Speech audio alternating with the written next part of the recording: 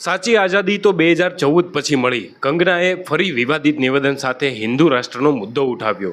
બોલિવૂડ અભિનેત્રી અને હિમાચલ પ્રદેશના મંડી લોકસભા સીટથી ભારતીય જનતા પાર્ટીના ઉમેદવાર કંગના રનૌતે હવે હિન્દુ રાષ્ટ્રને લઈને મોટું નિવેદન આપ્યું છે। કુલ્લુમાં ચૂંટણી પ્રચાર દરમિયાન કંગનાએ કહ્યું હતું કે જ્યારે 1947માં ધર્મના આધારે પાકિસ્તાનની રચના કરવામાં આવી હતી ત્યારે ભારતને હિન્દુ રાષ્ટ્ર જાહેર કેમ કરવામાં ન આવ્યું। કંગનાએ કહ્યું કે આપણા વડાપ્રધાન મોદી યુગ પુરુષ છે। આપણા પૂર્વજોએ મુઘલોની ગુલામી, પછી અંગ્રેજોની ગુલામી અને પછી કોંગ્રેસનું આ કુશાસન જોયું છે, પરંતુ આપણને સાચી આઝાદી 2014માં મળી હતી। વિચારવાની સ્વતંત્રતા, સનાતનની સ્વતંત્રતા, પોતાનો ધર્મ પાળવાની સ્વતંત્રતા, આ દેશને હિન્દુ રાષ્ટ્ર બનાવવાની સ્વતંત્રતા પણ હવે જ મળી છે। જ્યારે 1947માં તમે ધર્મના આધારે પાકિસ્તાનને ઇસ્લામિક રાષ્ટ્ર બનાવ્યું, તો પછી તમે ભારતને હિન્દુ રાષ્ટ્ર કેમ ન બનાવ્યું?